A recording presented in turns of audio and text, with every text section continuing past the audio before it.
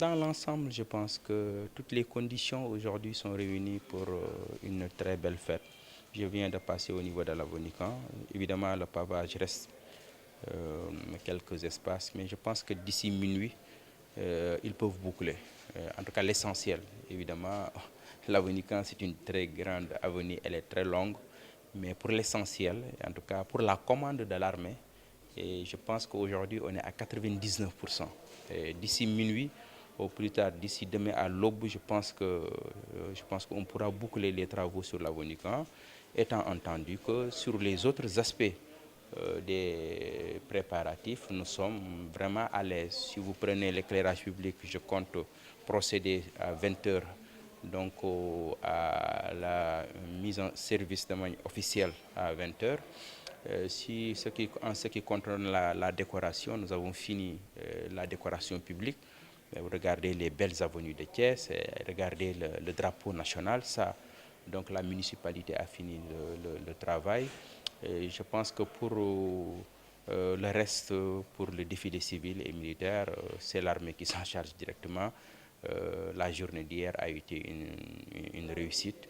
Et aujourd'hui, Thiès va battre en termes d'affluence. Quand vous voyez les gens sortir hier nuit à la veille culturelle, hier nuit quand je suis passé sur l'avenue, quand j'ai vu l'affluence que j'ai vue là-bas, évidemment, ce n'est même pas un risque de dire que cette fête de 4 avril va battre tous les records d'affluence et nul doute la plus belle depuis 1960.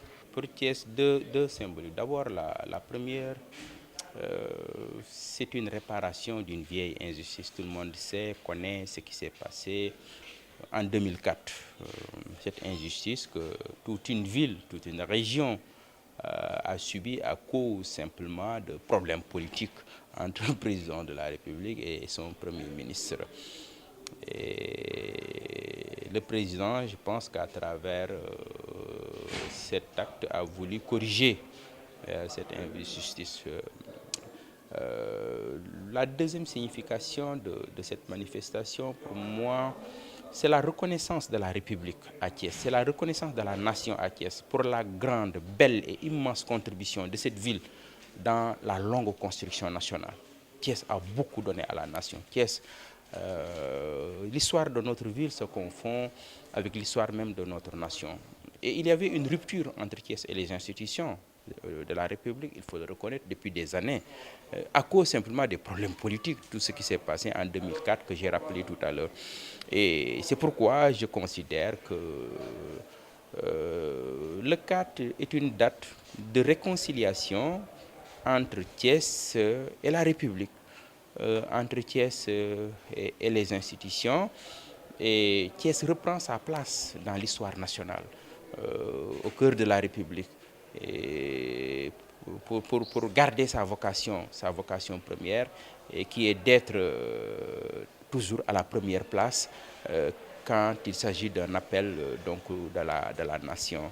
Et voilà pour moi les deux significations que peut comporter cette décision présidentielle. Les attentes, elles sont immenses, évidemment, elles sont immenses.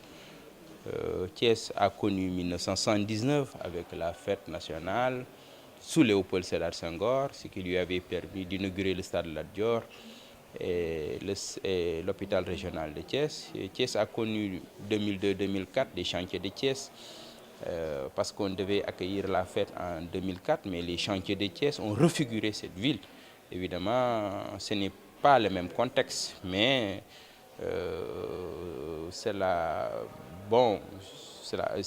les Thiessois ont des attentes. Quand j'ai organisé le forum populaire, quand j'ai donné la parole aux citoyens de Thiès, ils ont exprimé leurs attentes. Nous avons élaboré en quelque sorte ce que j'appelais les cahiers de doléances de la ville de Thiès que nous avons remis au président de la République. Je rappelle que lorsque vous parlez à quelqu'un qui est de Dakar ou bien d'une autre région, le premier réflexe, c'est que man dama bëgg dëkk Thiès, wutal ma kër Thiès. Cette perspective-là, si vous la suivez jusqu'au bout, c'est quoi? C'est qu'on va faire de Thiès une ville dortoir. Et tous ceux qui vous disent ça, c'est des gens qui habitent Dakar, qui travaillent à Dakar, qui ont leur perspective, en tout cas économique, sociale à Dakar, mais qui cherchent un logement. Je pense que Thiès ne peut pas être une nouvelle banlieue de Dakar. Thiès ne peut pas être une ville dortoir. C'est pourquoi je dis que Thiès doit être une métropole moderne. Thiès doit être une ville économique, une ville culturelle, une ville universitaire, une ville commerciale. Et c'est ça, construire cette métropole moderne et refuser que Thiès soit une ville dortoir ou bien une nouvelle banlieue de Dakar. Et c'est pour ça il n'y a que l'État qui peut nous aider aujourd'hui. Et pour moi, Thiès doit être la capitale industrielle du pays. Et c'est ça qu'il faut pour donner un nouvel élan économique.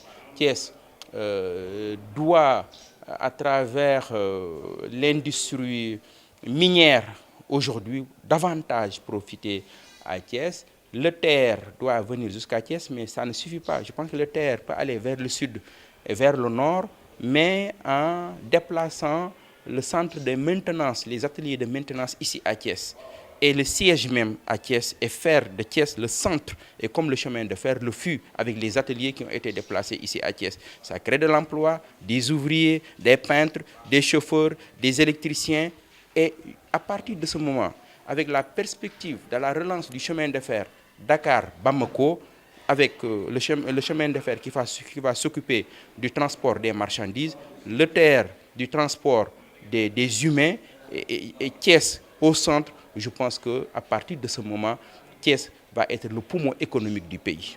Et c'est ça que nous attendons du président, évidemment, avec les infrastructures dont nous avons besoin au niveau de notre ville.